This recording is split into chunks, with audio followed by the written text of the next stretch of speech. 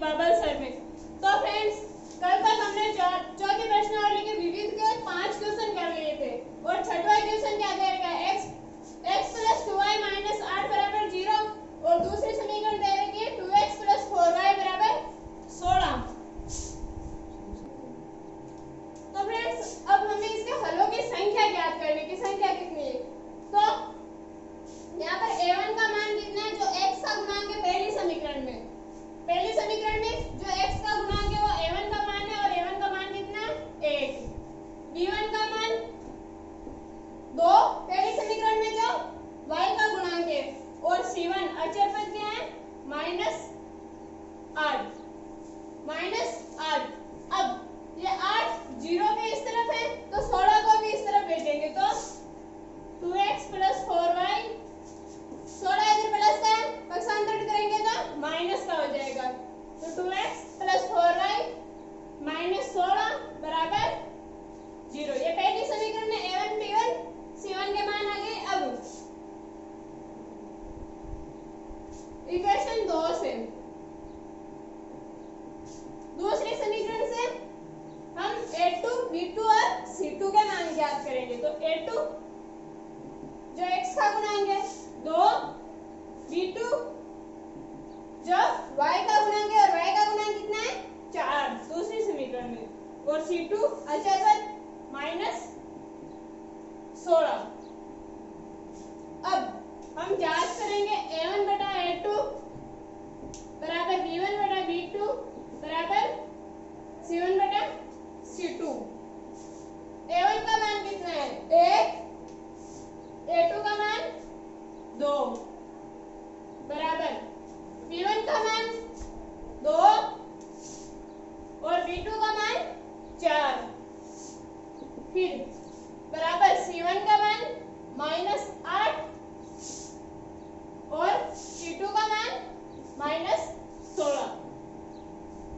अब इसको सरल करेंगे तो यहाँ पर 1/2 बराबर 2/4 में क्या लिख सकते हैं 1/2, क्योंकि 2 का पास 4 में 2 बार, ऊपर 1 और नीचे 2।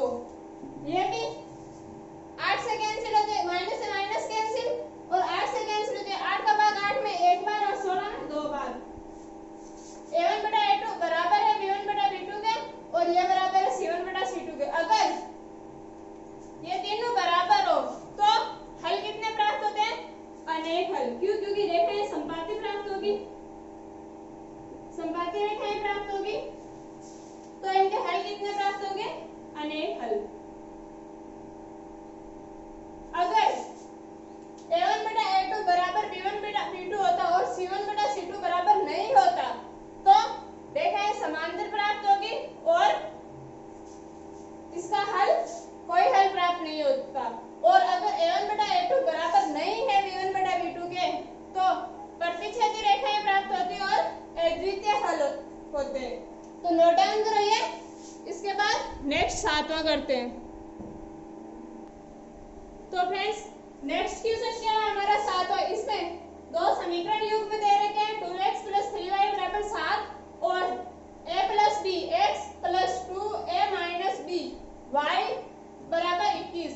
और क्या दे रखा है, ये शर्त दे रखी है कि इनके हल अनंत है, इनके हल अनंत है तो a व b के मान ज्ञात करो। a व b के मान ज्ञात करने तो अनंत हल के लिए शर्त क्या होती है, a1 बटा a2 बराबर b1 बटा b2 बराबर c1 बटा c2। अगर ये बराबर होंगे तभी हल अनंत होंगे। तो समीकरण 1 और 2 से a1 a2 b1 b2 और c1 c2 के मान रखेंगे। तो समीकरण 1 से इक्वेशन 1 से a1 का मान जो x का गुणांक है 2, b1 का मान जो y का गुणांक है और y का गुणांक कितना है 3 और c1 का मान जो अचर पद है, अचर पद क्या है 7। नेक्स्ट इक्वेशन 2 से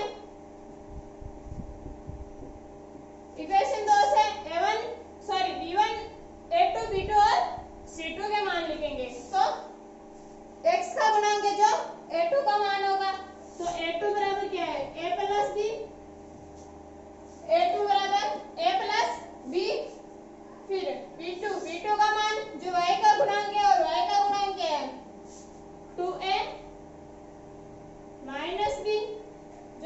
का मान है और C2 जो अचर पद है, और C2 का मान कितना है 21। इसमें अचर पद को या दोनों समीकरणों में या तो बराबर इस तरफ रखो या फिर दोनों को इस तरफ रखो, यानी कि अचर पद है वो बराबर के एक साइड होने चाहिए।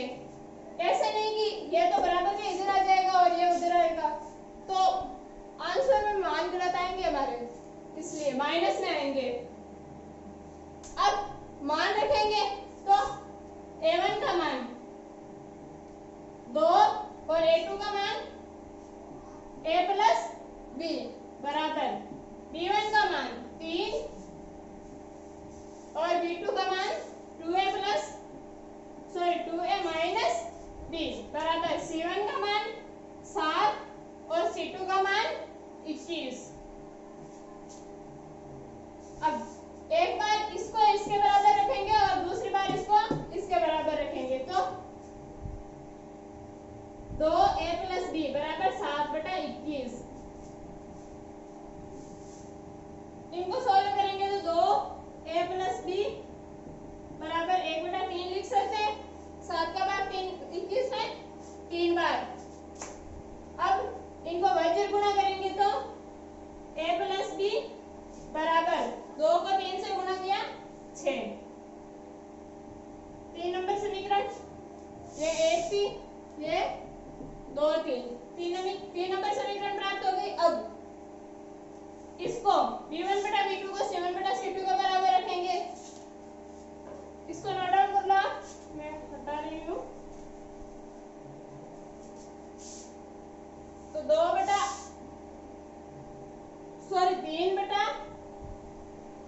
3/2A माइनस B B1/B2 बराबर C1 का मान 7 और C2 का मान 21 C1/C2।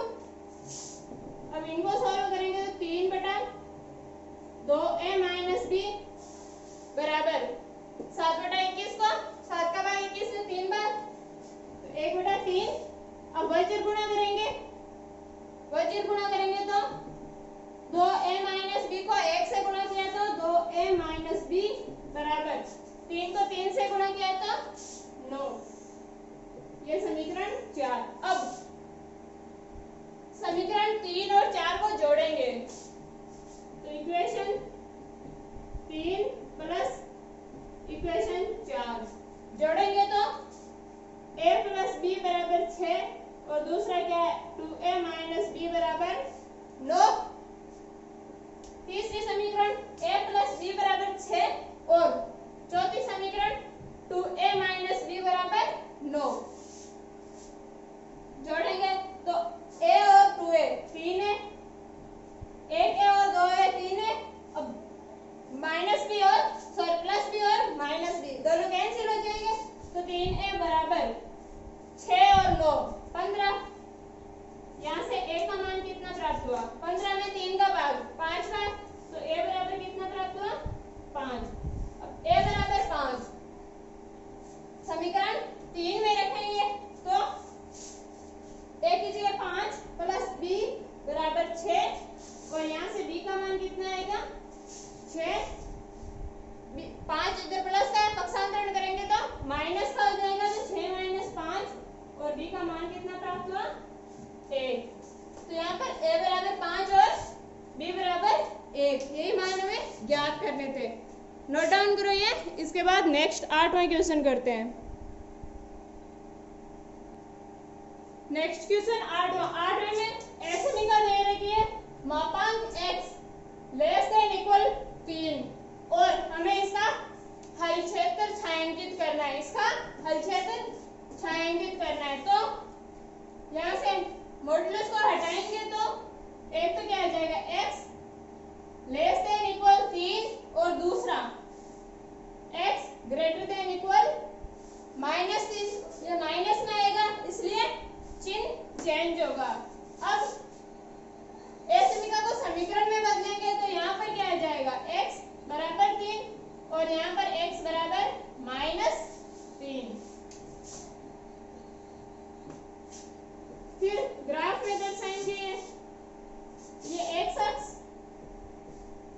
वाई एक्स, ये एक्स डैश और ये वाई डैश।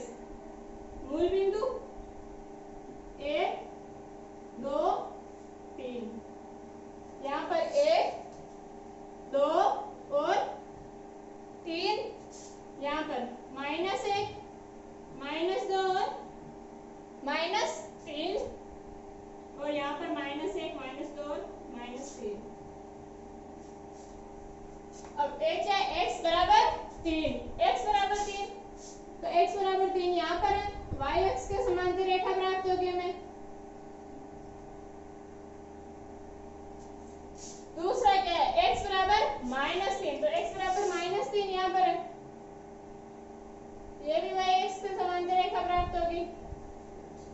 अब मूल बिंदु के निर्देशांक रखेंगे, तो x बराबर 0 रखेंगे, तो इस समीकरण में ये दो समीकरण हैं, इसमें x बराबर 0 रखेंगे, तो यहाँ पर 0 रखेंगे तो 0 लेस देन इक्वल 3, तो ये संतुष्ट करता है समीकरण को। क्यों? क्योंकि 0 3 से छोटा है, तो हल क्षेत्र मूल बिंदु की तरफ प्राप्त होगा।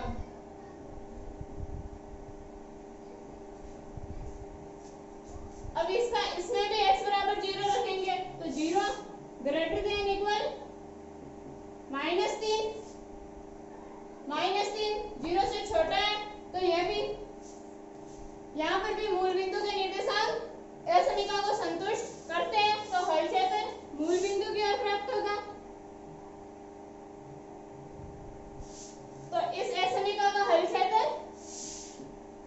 इन दोनों रेखाओं के बीच का क्षेत्र प्राप्त होगा, इन दोनों रेखाओं के बीच का क्षेत्र प्राप्त होगा। तो नोट डाउन करिए, इसके बाद नेक्स्ट क्वेश्चन करते हैं।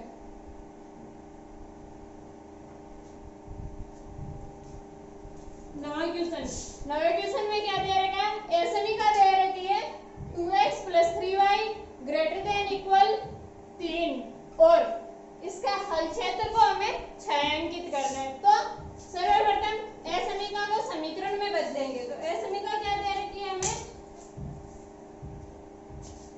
2x + 3y > 3। अब इसको समीकरण में बदलेंगे,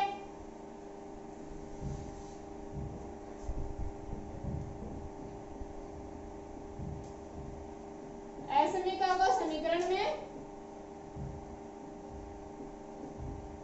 बदलने पर, समीकरण को समीकरण में बदलने पर, तो यहाँ पर बराबर का चिन्ह आ जाएगा, तो 2x + 3y > 3। अब x बराबर 0 रख के y का घटान बिंदु प्राप्त करेंगे, फिर y बराबर 0 रख के x का घटान बिंदु प्राप्त करेंगे। तो x बराबर 0 रखने पर x बराबर 0 रखेंगे, तो ये पूरा पद 0 हो जाएगा, तो क्या बचेगा, 3y = 3 y के गुणा में दूसरी तरफ जाएगा तो भाग में चला जाएगा, तो 3/3 8, तो y बराबर कितना प्राप्त हुआ, 1। अब y बराबर 0 रखेंगे,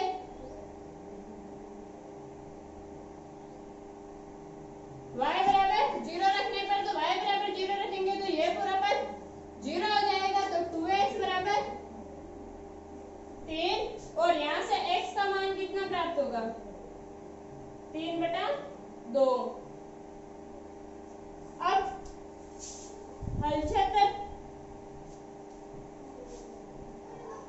ये x अक्ष, ये y अक्ष, x डैश और y डैश, यहाँ पर मूल बिंदु के निर्देशांक 0, 0, फिर इधर प्लस में 1 2 3 4, 1 2 3, इधर भी 1 2 और -1 -2 और -3, और नीचे भी माइनस में, तो -1 -2 और -3।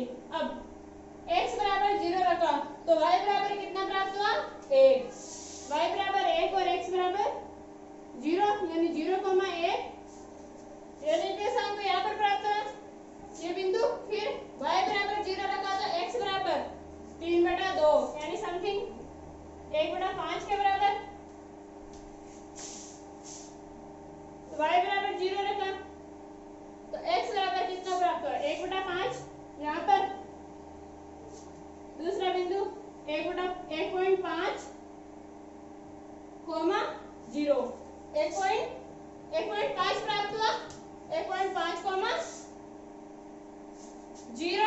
अब दोनों बिंदु को मिलाएंगे तो हमारे पास ये रेखा प्राप्त होगी। दोनों बिंदु को मिलाएंगे तो अब हल क्षेत्र को छायांकित करना है तो असमीका में मूल बिंदु के निर्देशांक रखेंगे। अगर मूल बिंदु के निर्देशांक असमीका को संतुष्ट करते हैं तो हल क्षेत्र मूल बिंदु की ओर प्राप्त होगा, वरना नहीं तो इसके अपोजिट साइड प्राप्त होगा। तो मूल बिंदु के निर्देशांक 0,0 रखेंगे। 2 गुना 0 प्लस 3 गुना 0 बराबर 3। x की जगह 0 रखा और y की जगह भी क्या रखा 0। अब ये पद भी 0 और ये पद भी 0। 0 plus 0 less greater than equal 3। 0 3 से बड़ा नहीं है तो यह संतुष्ट नहीं करता है। क्यों? क्योंकि यहाँ पर 0 का मान 3 से बड़ा आ रहा है, हालांकि 0 3 से छोटा होता है, इसलिए इसका हल क्षेत्र मूल बिंदु के अपोजिट साइड प्राप्त होगा।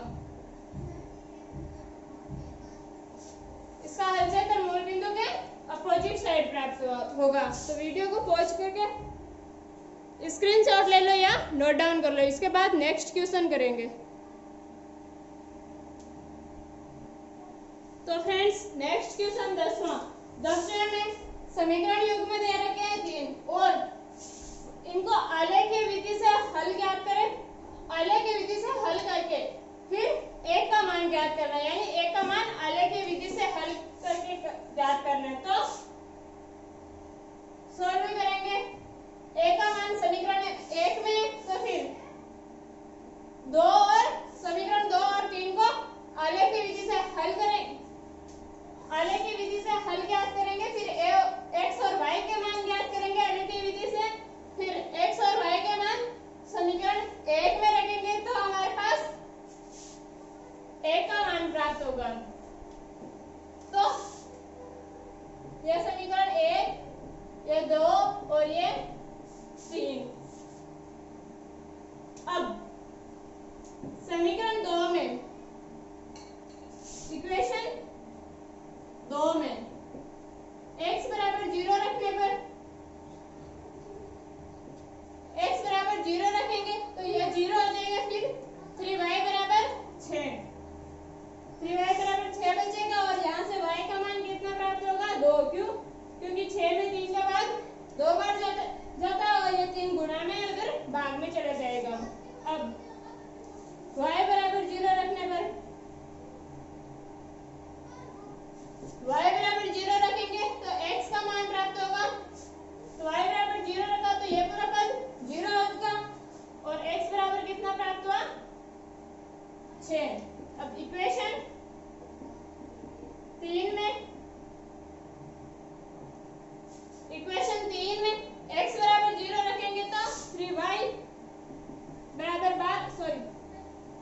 x बराबर 0 रखने पर तो ये पद 0 हो जाएगा और क्या बचेगा -3y बराबर 12 और यहाँ से y का मान कितना प्राप्त होगा -3।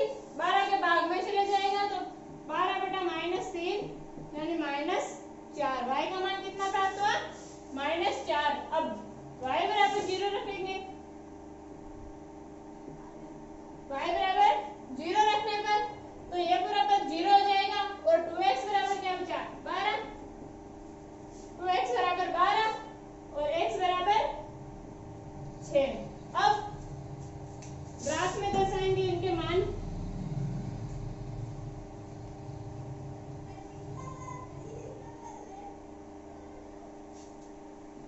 एक 2 3 4 5 6 1 2 3 4 5। यहाँ पर मूल बिंदु है, ये x अक्ष है, ये y अक्ष है, ये x डैश, ये y डैश। -1 -2 -3 और -4। यहाँ पे क्या आएगा -1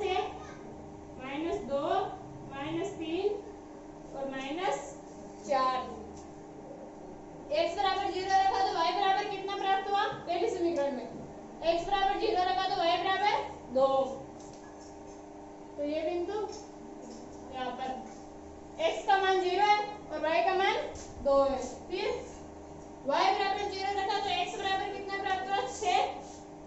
y का मान x अक्ष पर 0 होगा और x बराबर 6।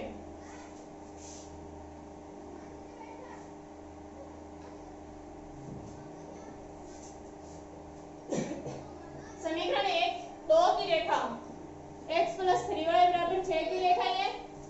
फिर समीकरण 3 की रेखा तो x बराबर 0 रखा तो y बराबर कितना प्राप्त हुआ -4।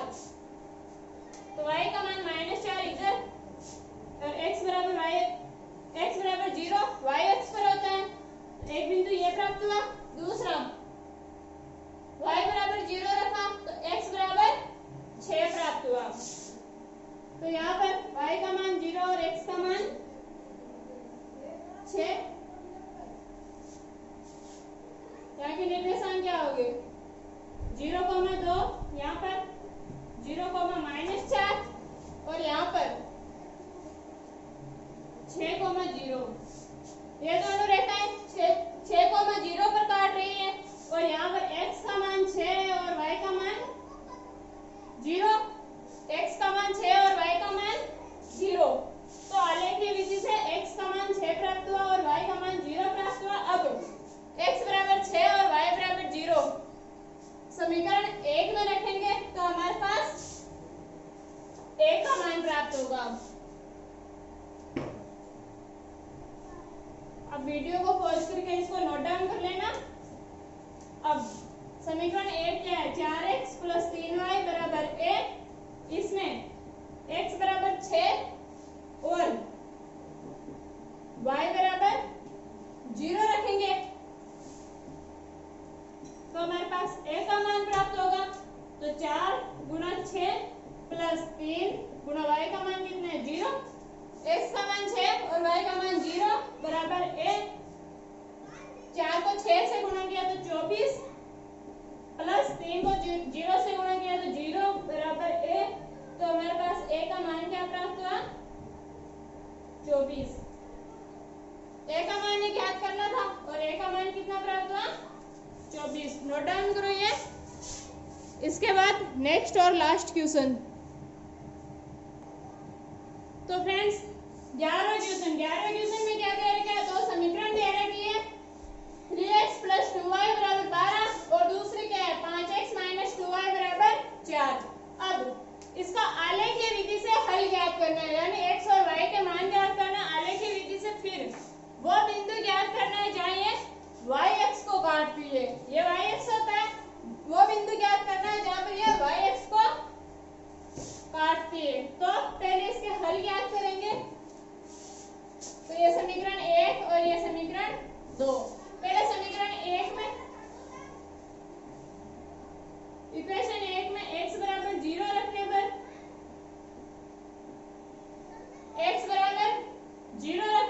तो x का मान 0 रखेंगे तो 2y बराबर 12 और y बराबर कितना प्राप्त होगा 6 क्योंकि 2 का भाग 12 में 6 बार जाता है तो y बराबर 6 प्राप्त हुआ। फिर y बराबर 0 रखने पर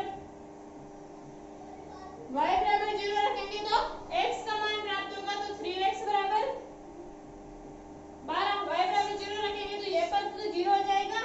फिर 3x बराबर 12 और यहाँ से x बराबर 12/3 और x बराबर कितना प्राप्त हुआ 12 में 3 का भाग 4 बार। अब दूसरे समीकरण में इक्वेशन 2 में इसमें x बराबर 0 रखेंगे। पहले x बराबर 0 रखने पर तो -2y ये पूरा पद 0 हो जाएगा और -2y बराबर 4 और यहाँ से y बराबर कितना प्राप्त होगा -4/2 यानी -2। y बराबर कितना प्राप्त होगा -2। अब y बराबर 0 रखेंगे तो 5x बराबर 4 और यहाँ से x बराबर कितना प्राप्त हुआ 4/5 यानी 0.8।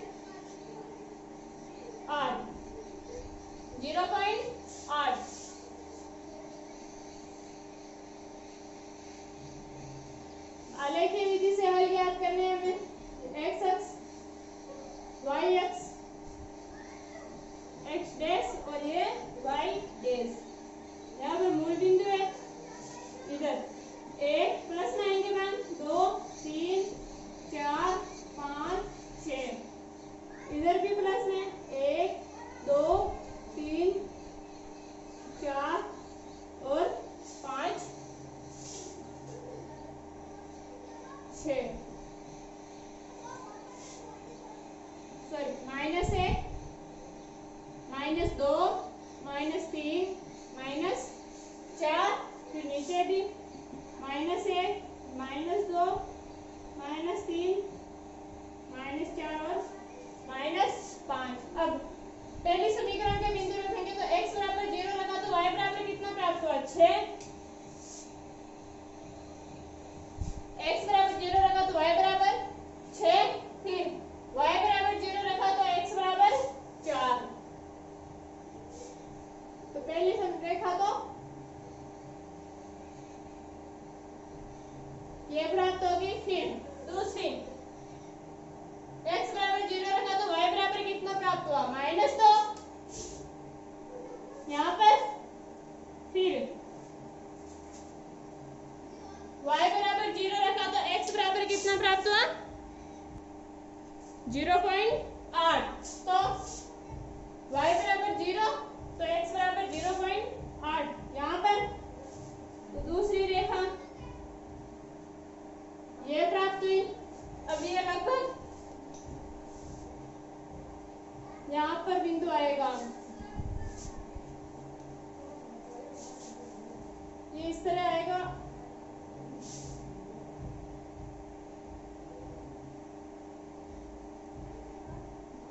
यहाँ पर बिंदु 2,3 प्राप्त होगा। आप ग्राफ में प्राप्त कर लेना, आपको सही प्राप्त हो जाएगा। ये बोर्ड पर इतना क्लियर प्राप्त नहीं हो रहा है, तो यहाँ पर बिंदु क्या प्राप्त होगा 2,3। फिर हल क्या हो गए, x का मान और y का मान 3, x का मान 2, तो हल में x का मान 2 प्राप्त हुआ और y का मान 3। x और y के मान प्राप्त हो गए। और क्या पूछा था, वो निर्देशांक ज्ञात कीजिए जाइए y अक्ष को काटते y अक्ष पर। तो y अक्ष पर एक तो ये हो गया 0,6, एक निर्देशांक तो 0,6 और दूसरा निर्देशांक 0,-2, ये y अक्ष पर है। तो यही पूछा था, x और y के मान पूछे थे यानी हल, और वो निर्देशांक पूछे थे जो y अक्ष पर है। तो y अक्ष पर एक तो ये है 0,-2 और ये 0,6। तो फ्रेंड्स हमारी विविध प्रश्नावली पूरी हो गई, यानी चौथी प्रश्नावली पूरी हो गई है। अगर कोई डाउट हो तो आप कमेंट में लिख सकते हो। आज की क्लास यही खत्म करती हूँ, इसके बाद नई प्रश्नावली स्टार्ट करेंगे नेक्स्ट क्लास में। अगर वीडियो पसंद आए तो लाइक करना, शेयर करना और सब्सक्राइब करना। धन्यवाद।